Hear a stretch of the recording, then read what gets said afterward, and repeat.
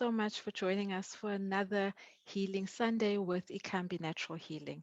I am going to be your host today, Nelisiwe Xaba, and today we are going to be discussing and having an open dialogue on death and rebirth.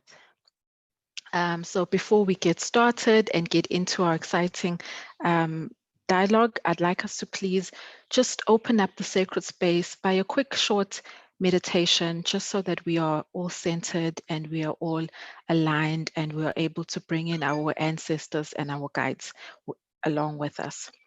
If we can all just find a comfortable seating position. So if you're sitting, lying, whichever one, or standing, whichever one is going to be comfortable, please can you join me on doing a meditation exercise. This one is called 4-7-8. So we are going to breathe in for 4 seconds. We're going to hold for 7, and we're going to exhale for 8. So in a seated, comfortable position, we can begin, and let us all breathe in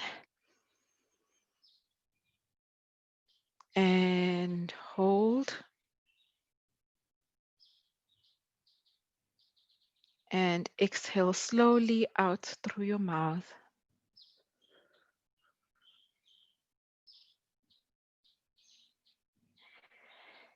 We're going to take another breath in. So for 4 seconds all the way in. And you're going to hold for 7 seconds. And breathe out for 8. On our last breath, we are breathing in light. We are breathing in healing. For 1, let's breathe in. Hold. Breathe out and just breathe out all of the heaviness of the week, all of the exhaustion of the week. Just breathe it out and center yourself in the now, and center yourself in what we're about to enter into. Thank you. As we all know, we're about to get into the healing pledge, and this healing pledge is basically to ground us into the work that we are doing, and it is to unify us all as a collective. So please, can you put on your microphones and let us all recite it together as a collective.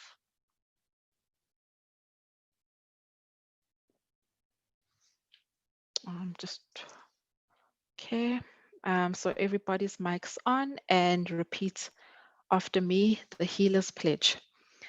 Singabelaphi, we are healers. Singabelaphi, we are healers.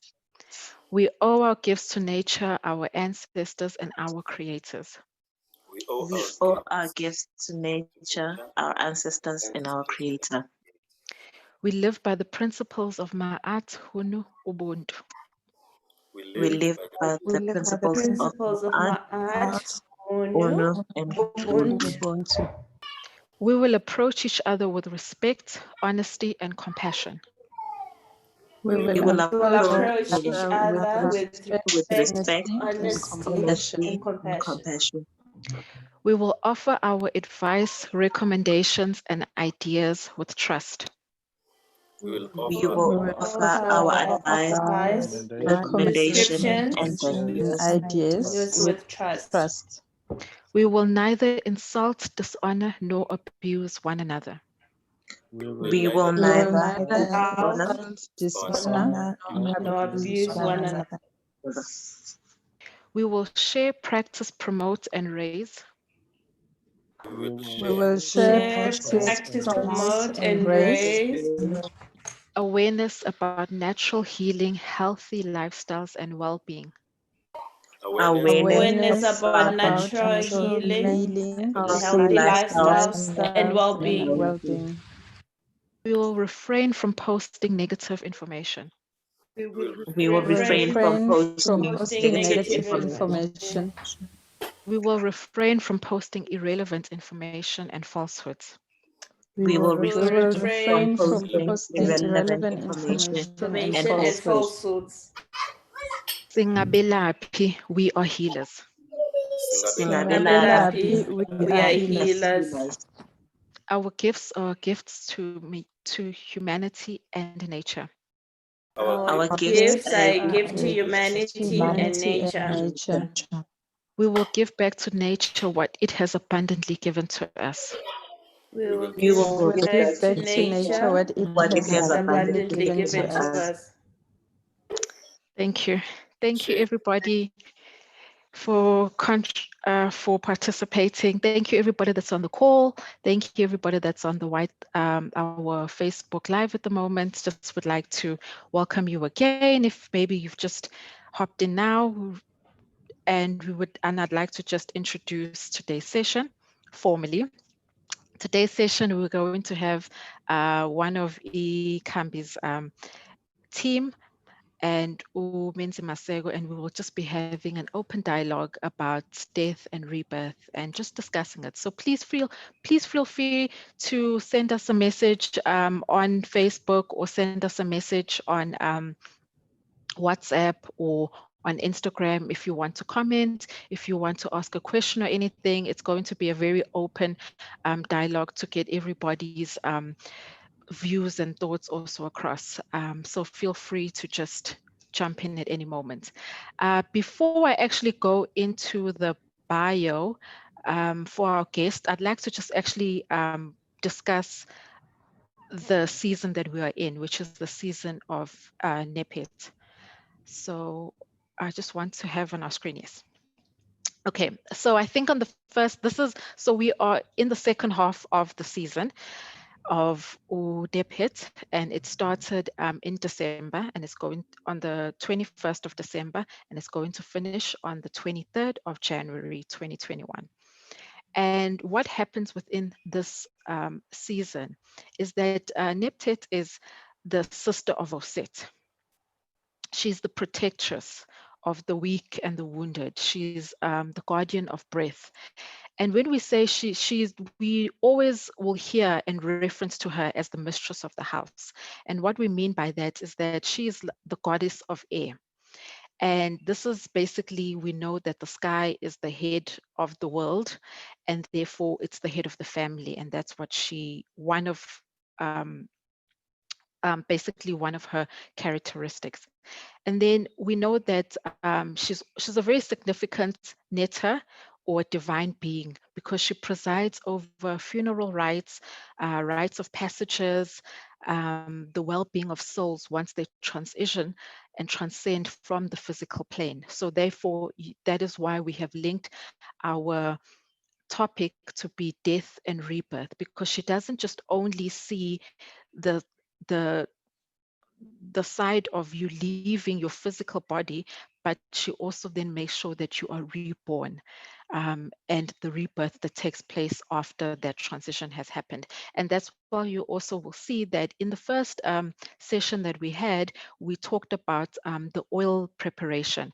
And what that was about was that, as we know, plants are living beings, and therefore when they turn into another form, that was a death of it being in a natural raw state, and now it is reborn as an oil, as an ointment, as a cream, so anything that you might use it for. So that was the transition that we were showing you in that first session that we had. And if you missed that session, please know that it's up on our YouTube channel. It's Ikhambi Natural Healing, that is our channel, and you can be able to just watch that live demonstration that we had with our guest Aranza and Gogo Nelly. It was very interesting. And if you do need to maybe rewatch it, make sure you have your notebook and your pen, because it was a lot of gems that were being dropped about the easy way for you to be able to do it at your home in your kitchen and be able to make these different herbs and work with the herbs. So please do have a look at that if you missed it. Going back to Uneptet, she's just not only the goddess of death. And I know when we say death, everybody has a heavy heart. It's been a heavy year that we have just come out of in terms of the Gregorian calendar of 2020, and a lot happened and a lot of transitions of death happened with our loved ones, and it has been a heavy time, and that's why we wanted to have an open dialogue to make sure that we are all processing and we're all there for each other during these times, and you don't feel that you're isolated or you need to be going through this alone, which is very important.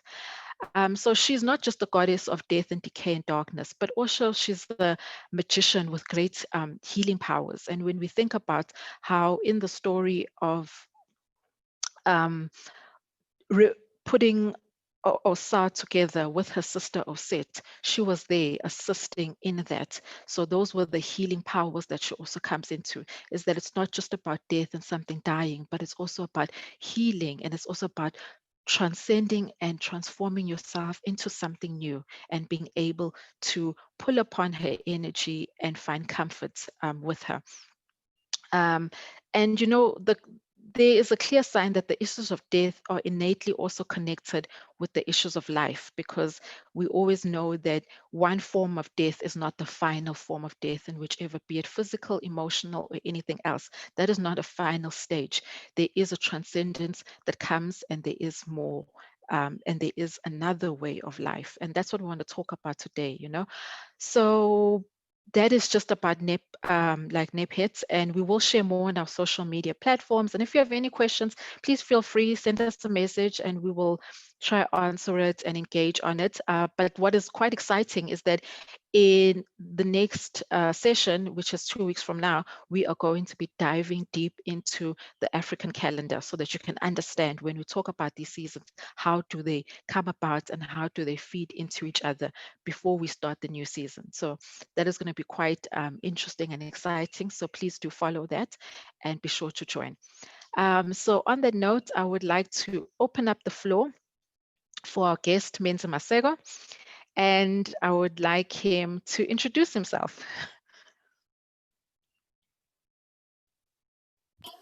Sanbonani, you will hear for the first 5 or 10 minutes a bit of noise from my background because of obvious reasons for those who have been in our sessions. There is a trio of people who are ungovernable, but that is fine. That's part of life. Ekama, Menzi Maseko. I'm a Chief Knowledge Officer at Ikhambi, Natural Healing. And I asked our host, to not read the introduction, my whole introduction, because it is very, I don't know, I always say I'm shy, but it's a bit unnerving to hear people talk about you while you are there. So, but now I'm kind of regretting that decision, because now how do I start to introduce myself? I'm just, let me introduce my spiritual self. My spiritual side is like this. This is my spiritual bio, quickly. I have always been considered a healer. When I was still a church goer, the people around the church in Guamashu, where I grew up in a Pentecostal church, they used to say I am a prophet. Why did they say that? It's because I used to tell everybody, ever since I was a child, I used to tell people my dreams. And then those people who were more discerning, they could tell that in these dreams there were certain things which were coming true or coming to pass. And also adults, even as a teenager, adults used to come to me with adult problems, and I was able somehow to counsel them and find some kind of solutions to them after maybe a day of prayer or meditation or some fasting. So I was always meditating. Even before I knew what meditation was, we were always in contemplation of the divine. We were always contemplating the infinite. We were always contemplating the meaning of life. So with that contemplation, which I think everybody obviously is able to do, we are all able to tap into the divine. We are able to tap into the infinite within all of us, and then basically become healers of ourselves and our families and the societies around us. So that's just my spiritual background. And then later became a Rastafarian. I was in the Nyabingi house, the house of David and the house of Ethiopian saints in Durban. And in there I became a priest. in the Rasta movement, in the Nyabingi, in Guamashu, and there one also continued to do the very same work of healing, mostly healing the mind. Why I say healing the mind is because there was a whole lot of people who were going through a lot of trauma, and through the trauma, they would need someone to talk to about certain things. It seems like there was an easy path towards me. So people would come to me, and not that I was the only one, but people would easily come to me with various problems, psychological problems, issues of they've got mental problems.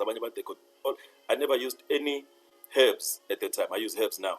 I never used any herbs. All I do is lay hands on people, but I never prayed in anyone's name. I always prayed in the name of Spirit. I never used, people in church would use Jesus' name, some would use Rasta name, some would use Krishna. I was always of the belief that the divine is beyond the names that we can name. But that's another topic.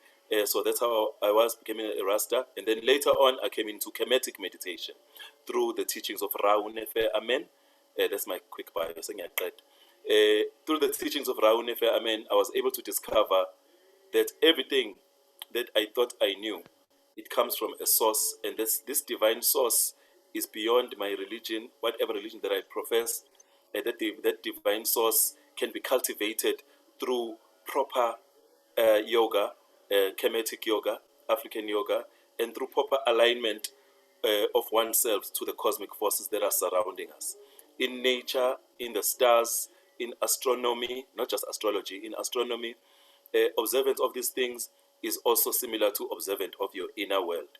So that's what Kemetic teaching brought into my life. And even until this day, it's been, I think, 12 years now practicing the Kemetic knowledge. From when I was a Rasta, I was practicing Kemetic knowledge, Kemetic science, and even till today, I'm still growing in understanding and overstanding and understanding of what it is to be fully human and fully divine at the same time.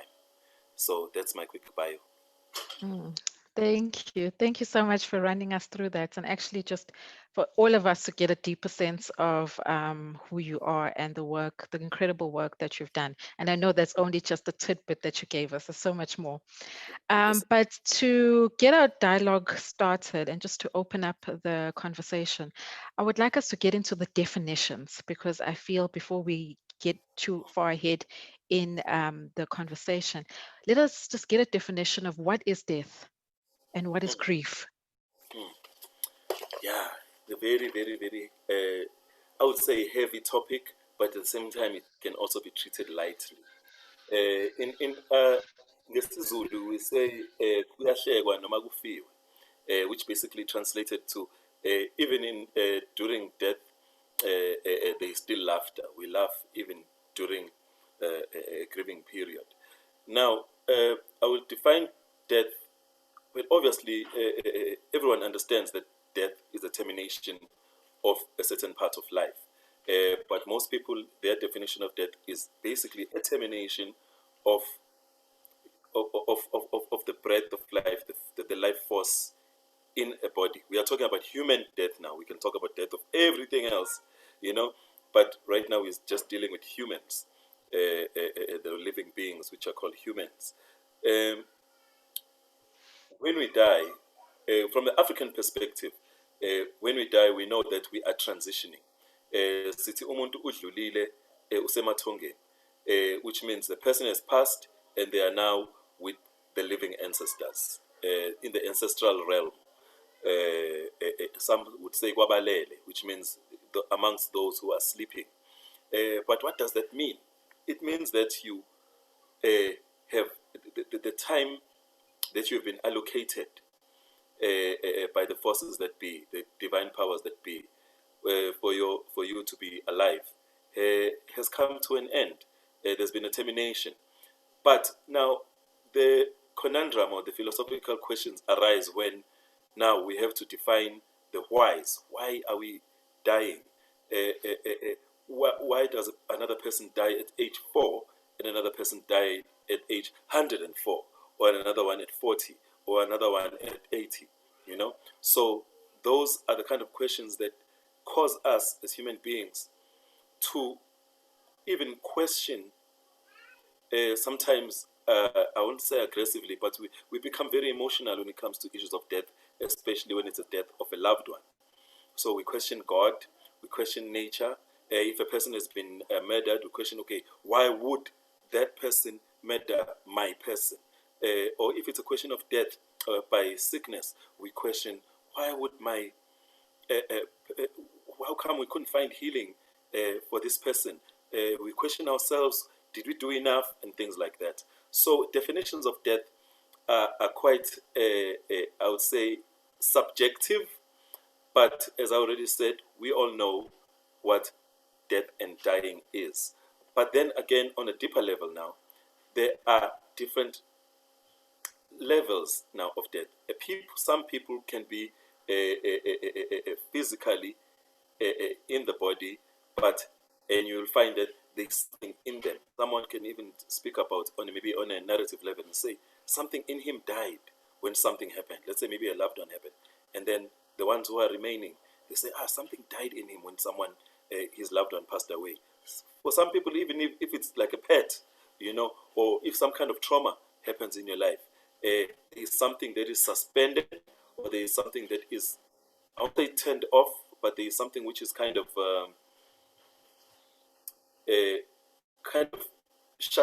shut down. Its full capacity is not functioning at its highest level, right? So that's the kind of death too. So with all these kinds of deaths, there is also rebirth. But I will allow my host maybe to get us to that part. I'm not sure whether I should speak about rebirth now or we're just defining death. No, we're just defining death so people can know when we keep on talking about death, what and grieving, like what exactly do we mean? And I think you've touched on it beautifully in terms of the physical. But I also just wanted you to touch upon the non-physical parts, just briefly about it's just not about death, about transitioning from the physical plane, but there are other deaths that have been experienced and grieving that has been experienced throughout this past year that we Yeah. need to also speak about. Yeah, so you see, so as I was explaining that with death, there are different levels and there are different approaches to how we actually respond to it. So death, in its clearest definition, is about loss, right? So, but then it's about also a perception of loss, because sometimes you may feel like you've lost something, but in fact you have gained something else by losing that one thing. As people like to say, in the closing of one door, it's often sometimes the opening of another.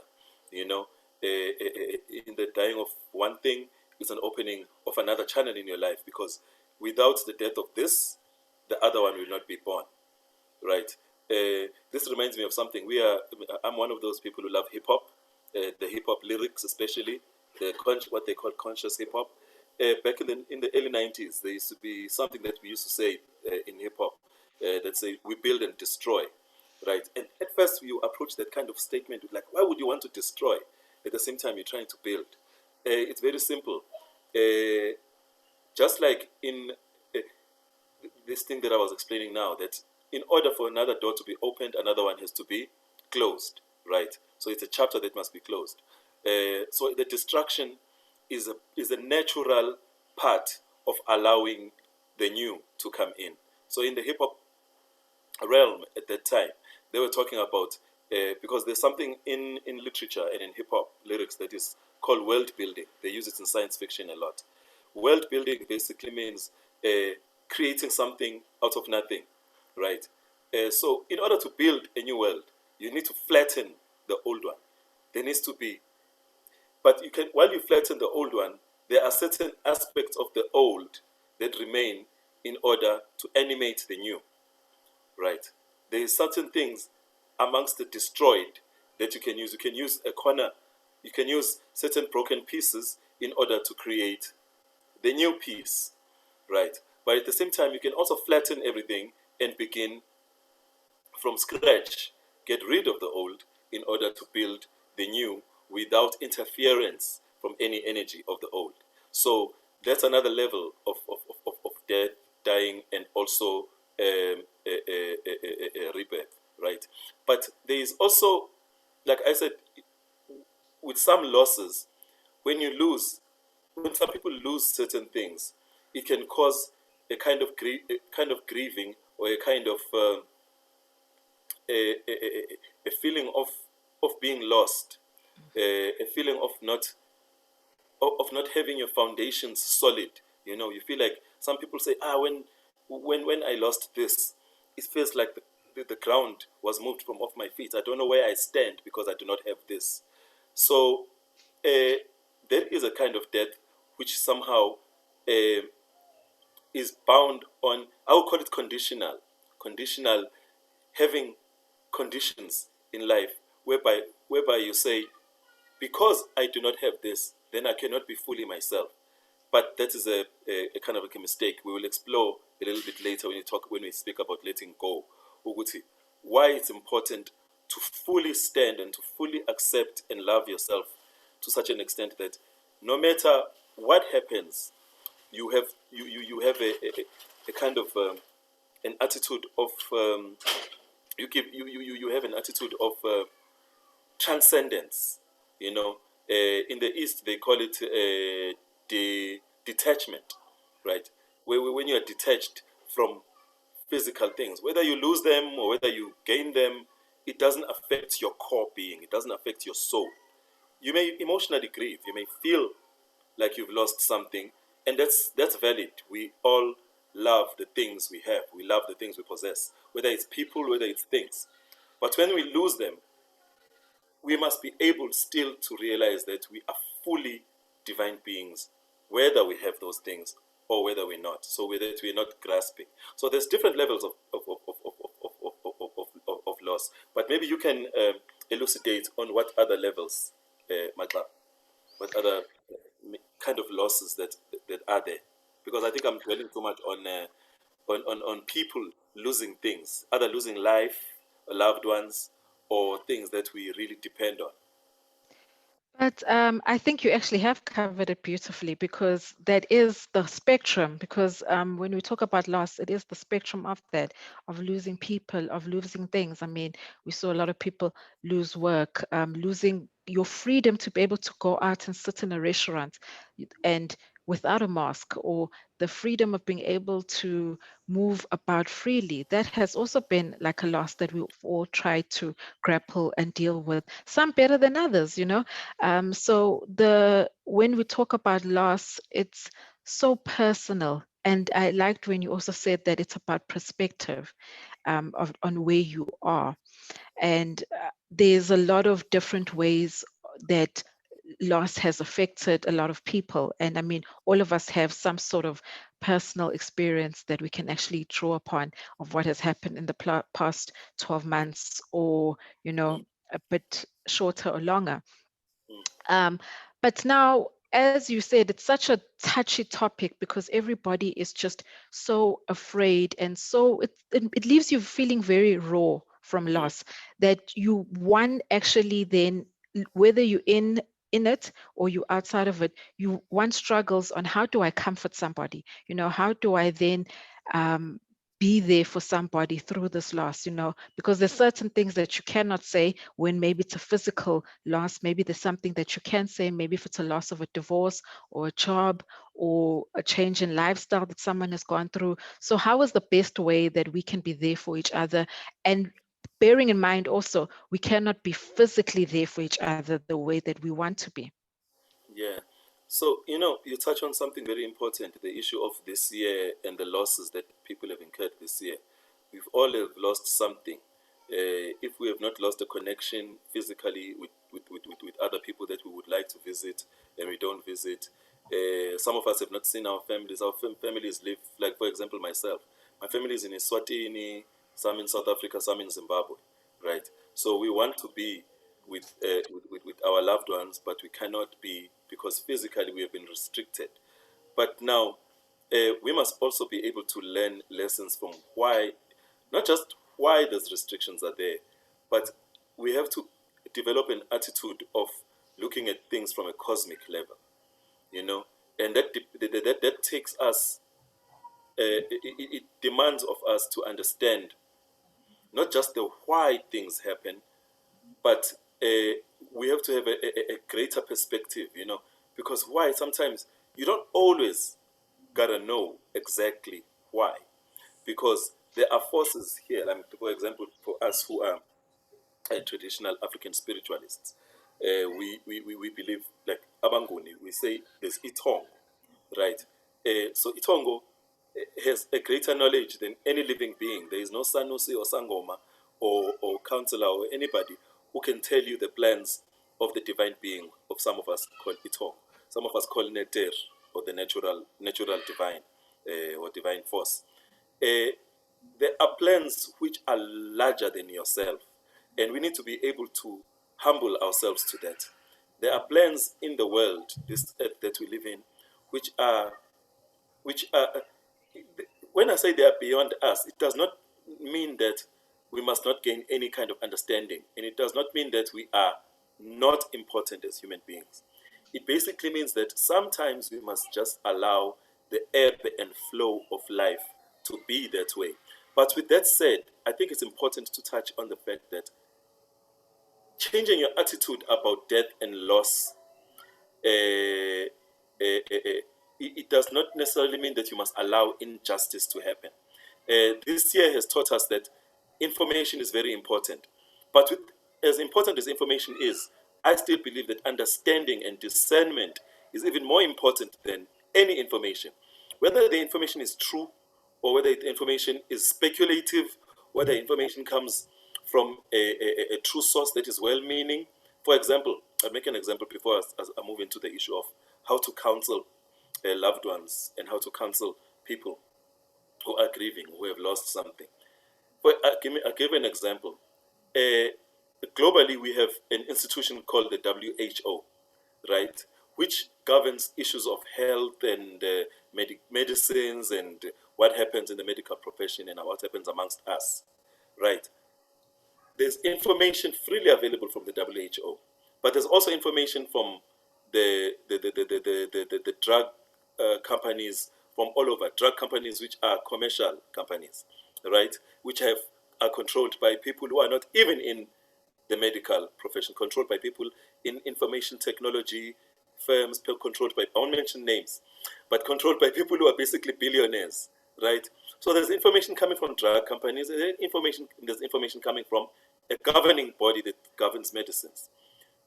With all that amount of information coming at us, at the same time, we are busy trying to deal with the fact that we are losing jobs, we are losing homes, we are losing loved ones, and even ourselves, we are living in anxiety that, okay, what if I catch the prevailing disease that is happening right now? So with all that information, the most important thing is not how much information or whether your information is accurate or not. The most important thing is to gain understanding of yourself as a human being, Wuti. As I'm existing now, what am I living for? To know what you are living for. With death, you're not going to be afraid of death. You know, you're not going to be afraid of death because you have a divine purpose. You have discovered your divine purpose, so that even if you live 1 year from now on until the end of 2021, it's just that's your lifespan. You know, I'm making an example. You would be, how can I put this? You will have such, you will act in such a way that you every step that you take, every breath that you make is about fulfilling your divine purpose. It's not about responding to information. It's not about responding to what people think about you. It's not about responding to what you are losing or what you are gaining. It's all about fulfilling your divine purpose. So that's what life is about. So that when death comes, it comes as a not a shock or a surprise. It comes as a natural phenomenon, just like any living thing out there passing during season, because death is a season, and it's not the end. By the way, we can speak about loss, but we must be able, especially when we are talking to someone that you are comforting, when we are comforting people or counseling people who are grieving, and then maybe the grief refuses to go away. We had a conversation, Xaba, about the fact that grief does not necessarily end, but it's important to understand the level of grieving that you are in, so that you do not grasp too much. You're not always in a mode of lament, in the season of lamentation. You are now, if it's winter, it's your winter now. Maybe or your autumn. The leaves are falling. Things around you are maybe not happening. There's a lot of loss. You are allowed. Allow yourself to grieve. Allow yourself to sit in that grief and be in it. So that when the next stage comes, you recognize that now it's time to move on. It is time now for me to embrace life and move on to a next stage, because there are different seasons. And the life that you feel that you have lost, it has only moved on to another realm. You are not. There is no end. In the African traditional space specifically, if I speak as an African, we do not believe that human beings die and then that is over with them, right? There is a lot of rituals. We won't go into them.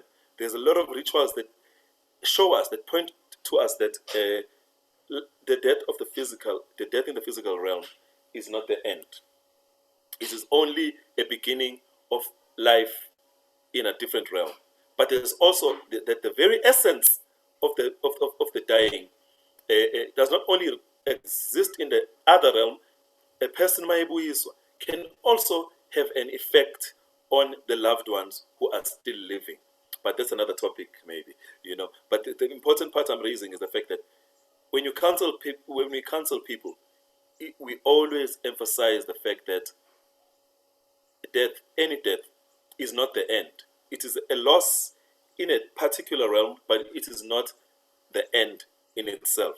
There is actually no end, because we are energy in motion. That's why we are emotional. We are energies which are in motion, experiencing life. So since energy doesn't die, it just basically transcends to another realm. We need to gain an understanding, which realms are we going to? That's a different topic. But which realms are we going to? What is it that you need to do when you reach those realms? What is it that you can do right now so that you have an understanding of I'm in this realm, this is my purpose in this realm. When I'm in another dimension, this is my purpose in this dimension. And there's dimensions and dimensions and dimensions and dimensions. Infinite. Basically. I love that. I actually just listening to you, and I just thought to myself that it's about acceptance. Yes. Understanding and acceptance, I always use them interchangeably. That is that it is accepting where you are at a particular time. I mean, when I think back to times when I felt like my life was over and everything had just fallen apart, it was about accepting where I am. I'm going, I have to fully immerse myself where I am, feel the emotions, and then from there on, use this time as the stepping stone to the next. Because I think what we do, because it's so uncomfortable, we want to just make it end. You're always like thinking, oh no, I wish I still had my old life, or I miss someone so much, like I can't take it, I can't live. But it's about, that is not where you need to stay. And it doesn't mean, and then also it's very tricky, because we always feel as though if we are not grieving and stopping our lives, we are dishonoring the person that's no longer here. So you feel even bad to be celebrating new things that are happening in your life. You feel, guilty. There's a guilt that comes with you wanting to move on with your life, that we also need to kind of get away from. And before I actually bring it back to you, I also wanted to say is that one thing that I learned is that we are the only species on the planet Earth that does not accept or is prepared for change. Nature, animals, they know the seasons, they look around, they know the environment, and they know that now, and they grieve and they are prepared. But for us humans, we want to stay in summer, which is not possible. You cannot stay in a summer, because therefore everything will be scorched on earth. You need to go through your autumn, you need to go through your winter, so that things can, so that's what we always, that's what I think that's what has kept me going when I'm in states of grief or feeling like I can't recognize my life. I always just say to myself, this is the change, this is the change that we can always be sure of and that we cannot fight against. So I would like to just open to the floor if there's any questions, any comments, and if anybody wants to say something. Oh, I see that there's a comment from Gogo Tez, and she says, acceptance and working from a place of neutrality, detachment is the hardest part. Sure, that is very, I have to touch on that. very, very true. Is that issue of detachment. I mentioned that detachment is something promoted a lot by the Eastern philosophers, the Buddhists, the Krishnas, and a lot of even the New Age teachers like Deepak Chopra and many, many others. They speak about detachment as if it's something easy. And most of the time, they're not really even speaking about death. You must realize that a lot of the Eastern mystics, when they speak about life itself, they don't shy away from explaining to us that life has a lot to do with suffering. There's a lot of suffering in life. They will explain a simple thing like fatigue as part of suffering. You work the field, you are fatigued, you are tired. You have to go to the season of rest. You have to accept that no matter how strong you are, you're going to get tired. So we have to look at life in the same way. They will also speak about hunger as a part of suffering. In the that life it's so you have to detach yourself from that kind of suffering, because what is suffering most of the time, you may think it is you, the real you, your soul, but it's not you, it's the mind, right? But then the conundrum comes when they tell not only you have to transcend the suffering mind, you have to be mindful. How now do you become mindful? At the same time, be detached from grasping things with your mind, thinking. There's one, I always use music as example. One of my favorite bands called Radiohead, they have a song called Just Cause You Feel It Does Not Mean It's There. The chorus just goes, just cause you feel it does not mean it's there. I could say the same thing. Just cause you think it does not mean it's there. Now, that does not mean you must be detached totally from your thoughts. Your thoughts, you have to be present in your thoughts. You have to understand that what you feel is valid and what you think is valid. But at the same time, it is not the only feeling and it is not the only thought.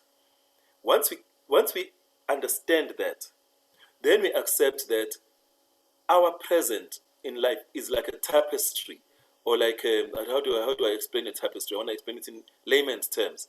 It's like we are all different colors being weaved, into one blanket called life, right? And then this blanket is not just one blanket. There's many, many, many, many, many blankets.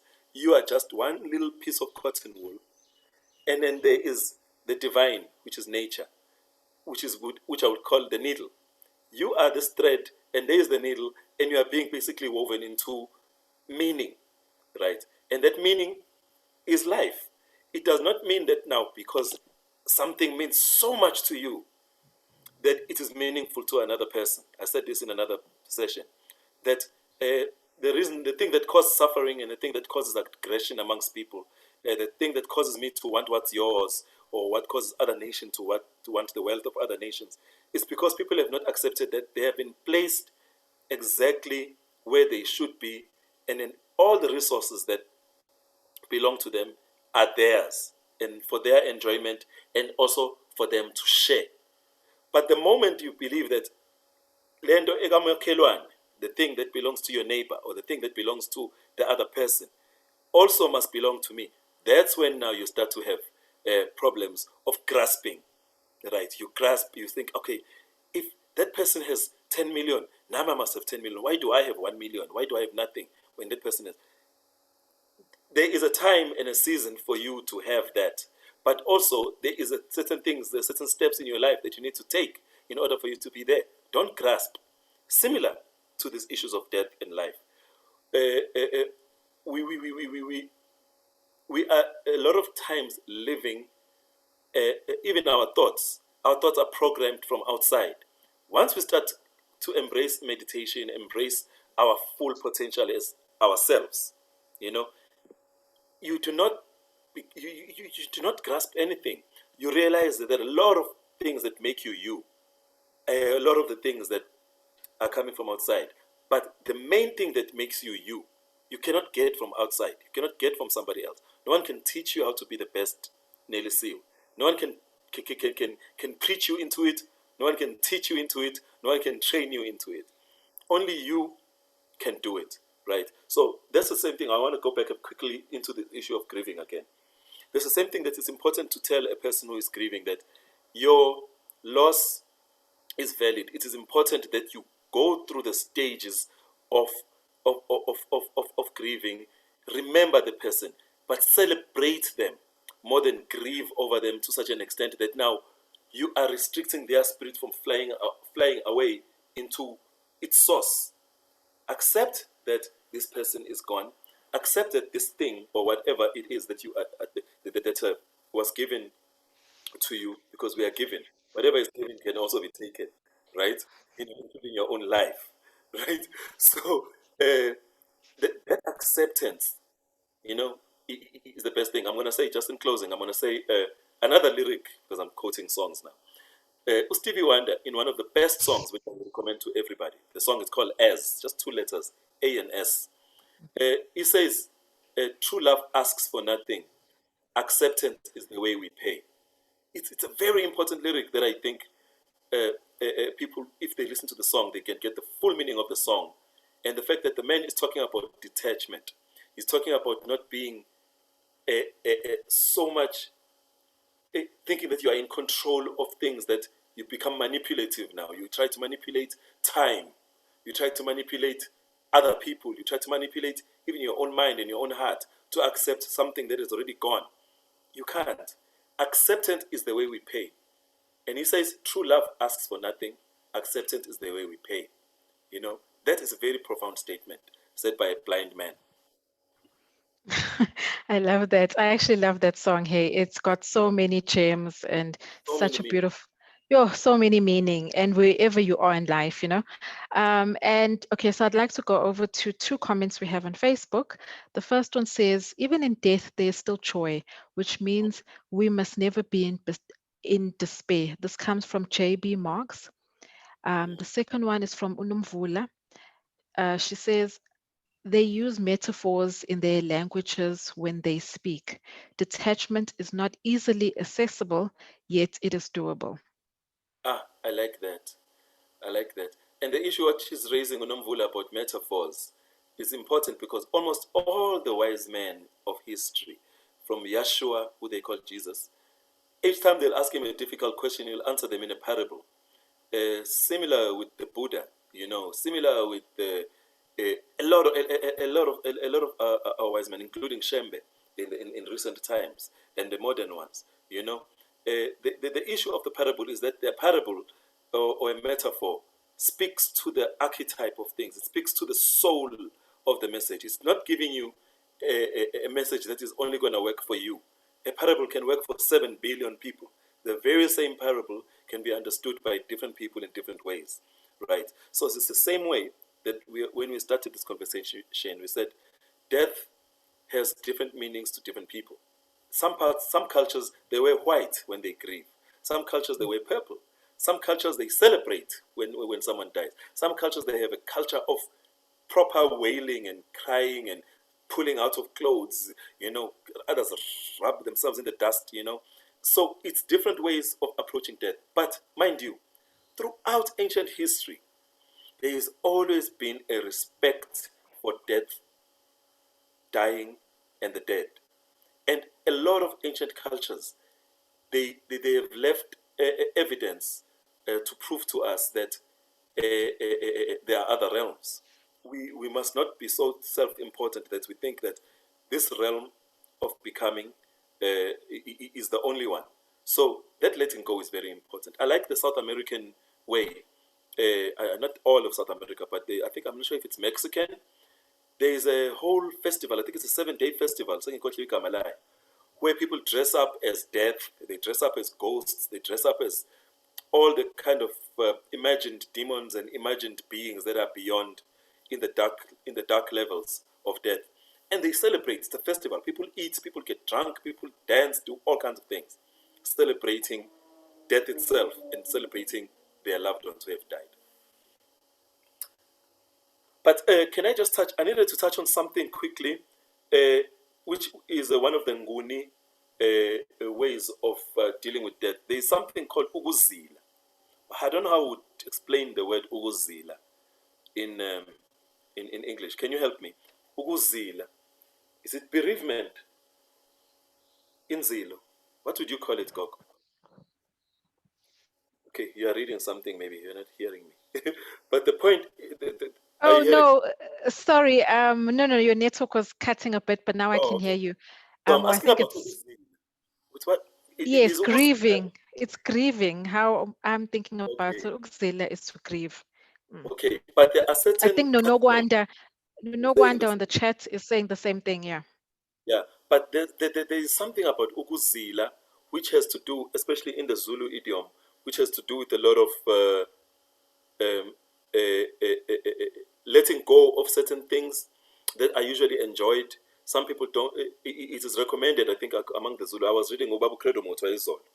No. Before I read Credo Motwa, I was reading in what called Kusadliwa Ngoludala. Kababa Umsimang, Sithi Msimang, where he speaks about Intlambo, which means cleansing, the kind of cleansing that happens a couple of months after there's been a death in the family. But the thing that was really important to me, as I was reading, was about the various stages of ukuzila. And he speaks about okuzilwayo. So he speaks about the thing. So that's why I'm thinking maybe the right word exactly is not grieving per se. Maybe catharsis, yes. Yes. But I was thinking about there's a custom, a traditional thing that people do. You refrain from doing certain things during that stage of grieving, right? Of called ukuzila. So in refraining from some of the things that people refrain from is sex, which is something to be enjoyed. Refrain from certain kinds of foods. There are different things that different people in the family, because in the African family there are levels of responsibilities and levels of I won't say importance, the significance of a person like umama, like umfelokazi, the widow, will refrain from traveling to distant land. And then the book explains ukuthi why must mfelokazi or a widow not travel great distances across a river, and why must a family who's grieving not go to where people are fetching water. Another brother of mine said that because water has memory and death is a kind of spell, I think the word that he was using. It has death. I'll use the word spectre. The spectre of death can be remembered by the water. He was saying something like that, but that's wrong as Zulu. But I'm speaking to people who are speaking more than Zulu here. So you don't go to where the whole village fetches water. You don't go to.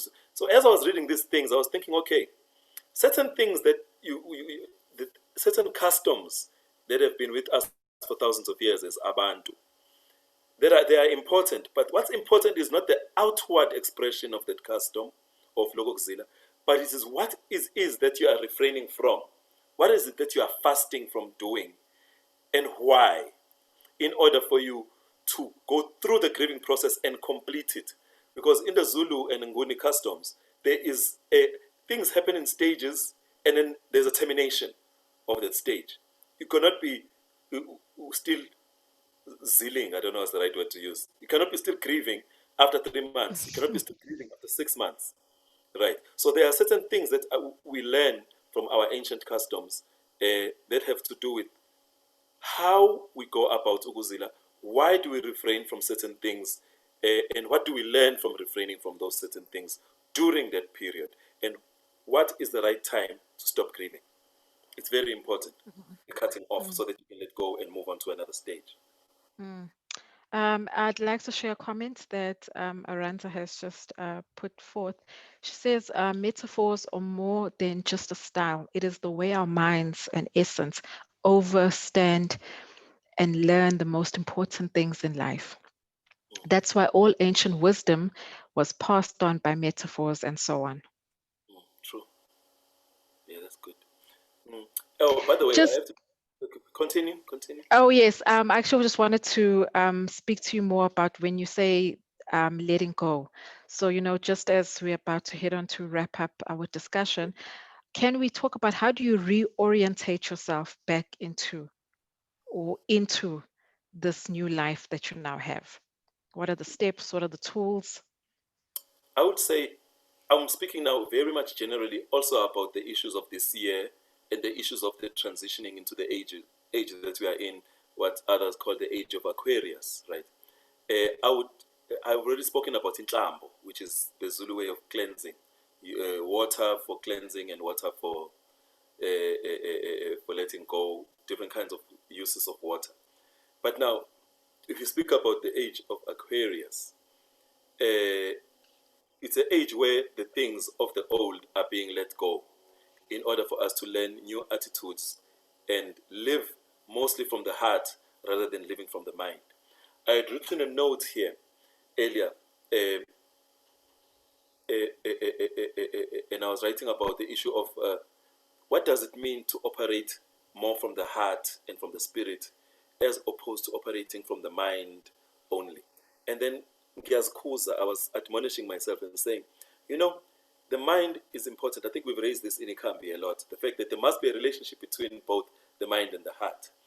But the era that we are living in is almost forcing us to be heart intelligent, to have the emotional intelligence that transcends just the cerebral, right? But what does that mean? It means that the intellect, which a lot of the intellect, not all of the intellect, there's some intellect of the heart, intellect of the mind, and of the spirit. But now the intellect that we are living into, we are moving into in this age of Aquarius, what they call Aquarius, is what I call the heart and soul of things. Now, the heart and soul of things requires us to study the mind and the heart and the soul much more than we study the technologies that we already have. But I mean by that, it means that we are in an era where we do not have to manipulate things. We have to inspire. We have to be inspirational rather than manipulative. We have to be more feeling and compassionate rather than aggressive. And but all that does not mean that don't be a go-getter. Does not mean don't go for your goal. Does not mean that you must not have the hero spirit of with all your strength go into something that you have put your mind to. You can set your mind and your heart to something and go for it with all your mind and all your heart. But at the same time, you must be founded, you must have a foundation in the heart and soul. But lastly, as I'm wrapping up, the change of attitude that is required to move from being a manipulator into being an inspirer requires us to change the settings in the way we live our lives. That means changing even the food we eat, changing the way we think. I'm sounding like Tupac now in that song of his changes. Basically, we are moving into a world of wonder rather than a world of being absolutely sure of something. There's nothing that is absolutely sure anymore. You cannot be absolutely sure of anything. You must be able to allow for wonder. You must allow for mystery. You must allow your mind to accept change to such an extent that when the change does occur, you are not emotionally so hurt that you are now crippled by loss, right? That is the new hard science that I would like to leave as the message now. We are becoming naturally accepting of the fact that nature has all our cures. I'm using the word cure on purpose. Nature has all our lessons. The trees, if you observe a tree, the roots of it to the stem of it, to the leaves of it, to the fruit of it, to its passing away, to its seed bearing fruit again, so that the very same tree that died is still alive because the seed lives.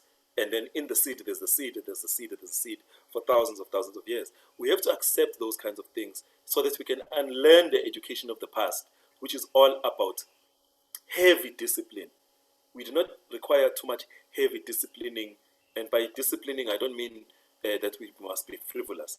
I mean that we are moving away from manipulating ourselves and others into doing something, but we are now have to inspire ourselves into doing new things. Even technology is going to require this heart intelligence, by the way, so that our artificial intelligence does not run away with us, so that we're not ruled by robots. We are ruled by our energy which is in motion and which is controlled by ma'at, which is ukulunga, or righteousness. That's Okay. what I think. I think also the main lesson is what you're talking about now, moving from the head space into the heart space. It's also about surrendering, Yes. really surrendering to the higher purpose, really surrendering to God's will for you, and knowing that you are not ever, ever lost, and you are never broken, and you are not ever alone. And you must always tap into that in difficult times and know that you will get through this, And sometimes when you're going through a shitty time, you just don't want to hear those things of like, yeah, I know it's going to be okay. But you really need to lean into that, And also don't put any pressure on yourself, There's no timestamp of that, okay, within 90 days, you must be fine. And after 90, on the 91st day, everything, lose that control, just surrender that you are going to be held, you are going to be guided, and you will pass through this, because really the only way of you to get it, to get better is to get through it, and moving into that heart space of feeling everything. And I also loved what you said about the age of Aquarius. I always say this is that there's going to be, and that there is already so much information, but really it's about discernment. We really need to have discernment, and discernment is going to come from your heart space. And that is what you are going to need to really guide you and to help you navigate. Because as we all know, the mind is a beautiful servant, but it's a terrible master, So we cannot be working in our minds, constantly. So thank you so much. Is there any comments, questions, anything else? This has been so beautiful. It's been so healing. I know it's a very dense topic and it's a very scary topic that people are like, oh gosh, death, I don't want. But there is so much healing by talking, by communicating, by finding, different ways of viewing things that can help each other. So please don't shy away from it and not want to talk about it. Or if people bring it up and you're like, I don't want to talk about it, allow yourself that time to have your own space, but also allow to come back into the community, come back into your friends, come back into your family. Don't isolate yourself. Yeah, I want to add one thing quickly, and maybe you can read the comments from elsewhere. I'd like to hear some of the comments. But you mentioned something about brokenness. Brokenness is good. It's very important to accept brokenness. And that brokenness is not just the heart breaking. The world is broken. The world is broken by people who are willingly and with the full intelligence going destroying the world. Some people really do not care about the next coming generations. We live in such a world. We live in such a world where brokenness. There's levels, by the way. There's a brokenness which is a brokenness which is natural. Where before I used to have a company called Broken Seeds. We used to do a lot of poetry things. But Broken Seeds was the name of the company. And the reason why I called it Broken Seeds, because the whole sentence was broken seeds also bear fruit. Basically it means that the seed must break. The seed has a cover. But inside the cover there's the nucleus. That thing inside the seed, that sap, is the thing that gives us. But without brokenness, the fruit won't happen. Right? So as I'm speaking about the world now, the world is a broken place, but it's also a very beautiful place. I was reading somewhere where it says that the world, almost everything about humanity tends towards chaos and disorder and violence and aggression and grasping we all want for ourselves. But at the same time, everything also tends towards order, beauty, harmony, composition. All those things are coexisting at the very same time. So the only thing that you can do as a human being is find your center yourself in the now. with the brokenness is part of your life.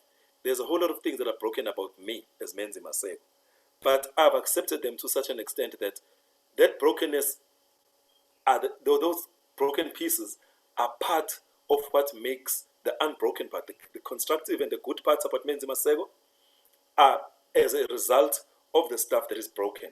Going back to that build and destroy part, I'm building the future Menzi upon the pieces of the stuff that is broken. It's part of me, and we must find a way to accept that brokenness is just it's natural.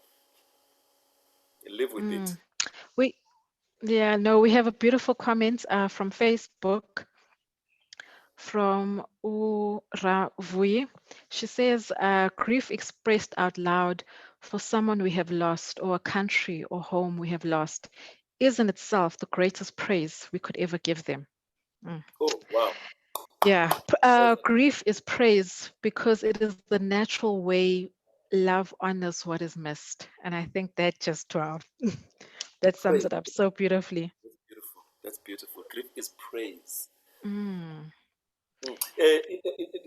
Last quote, please, from a song, but it's not a song itself, but it's the title of a band that most people dance to, but I'm not sure if people have ever thought about the beautiful name of this band. The group is called Nerd, which is led by a brother called Pharrell Williams. The name of his band is called No One Ever Really Dies. Yes. N-E-R-D. I like that. What Ravu said just reminded me of that. We have also another comment that says, really enjoyed this with fear, wonder, and awe. And this is from Ayanda on Facebook. So before we let everybody go, any parting words you would like to leave everybody with on this topic? I would like to hear what people have to say. Onke amaculu. So like usitshele onke amaculu. And I won't go there. Siyabonga. It's been, we have another comment that says, thank you, beings of light, abundance, and this is from Uvuyo on Facebook. Thank you, beloved. We really are doing all this work for the collective. So it's not just in us. So what you see in us is what you see in yourself. So we thank you and we give light and we give praise. Is there any other comments or any other song that will come? Give us Bob Marley before we wrap up. No, I had to quote Bob Marley. I'm a Rasta man. I always tell people that I'm a Rasta man in transition.